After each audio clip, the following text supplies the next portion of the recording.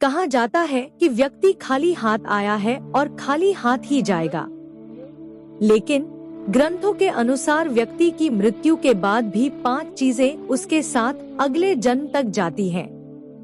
तो आइए जानते हैं मरने के बाद क्या साथ ले जाता है व्यक्ति। आपने अक्सर लोगों को कहते सुना होगा कि मृत्यु के बाद व्यक्ति के साथ कुछ नहीं जाता। जो भी उस व्यक्ति से जुड़ी भौतिक सुख की चीजें हैं, वह सब यहीं रह जाती हैं।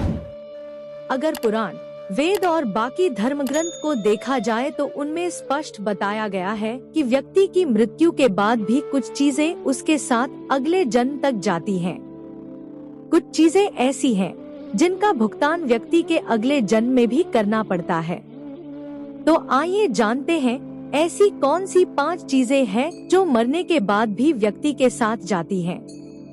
ज्ञान व्यक्ति को भीड़ में सबसे अलग करता है। ज्ञान के बल पर आप अपनी एक अलग पहचान और लोगों पर छाप छोड़ने में कामयाब रहते हैं। इसलिए अपनी मृत्यु से पहले पहले आप जितना ज्ञान ले लेंगे वह आपके बहुत काम आएगा। दरअसल ऐसी मान्यता है कि जीवित रहते हुए व्यक्ति जो गुण सीख लेता है वह उसके साथ मृत्यु के बाद भी जाते हैं। इसलिए अपना समय खुद को अच्छा ज्ञान और गुण सीख में व्यस्त करें। श्री गीता में भी इस बात का जिक्र किया गया है कि ज्ञान और दान कभी नष्ट नहीं होता है। धार्मिक ग्रंथों में बताया गया है कि कर्ज कभी भी व्यक्ति का पीछा नहीं छोड़ता। अगर किसी व्यक्ति ने आपका भला किया है तो उसका ये ऋण जैसा ही मौका मिले उतार देना चाहिए। अगर आप किसी का ऋण नहीं उतारते हैं तो उसे जन्म जन्मांतर तक चुकाना पड़ता है, वह कर्ज उतारना पड़ता है। अगले जन्म में वह कर्ज किसी भी रूप में आपको चुकाना पड़ सकता है।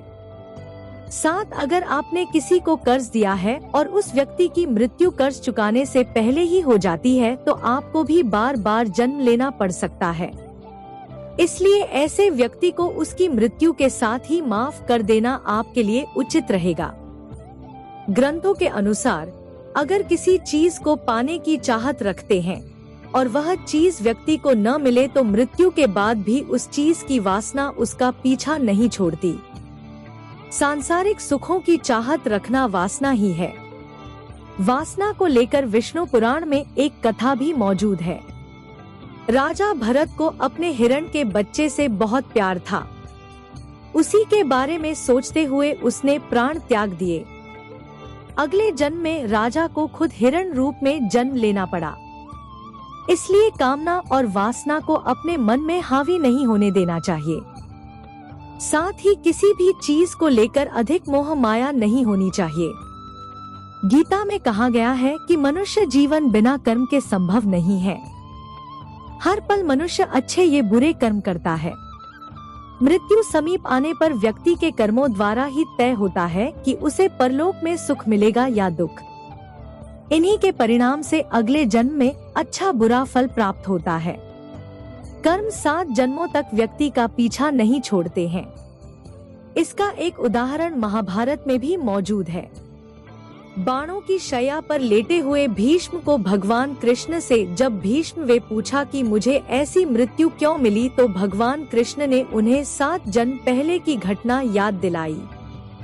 7 जन्म पहले भीष्म ने एक अधमरे सांप को उठाकर नागफनी के कांटों पर फेंक दिया था। कर्म मनुष्य का कभी पीछा नहीं छोड़ते।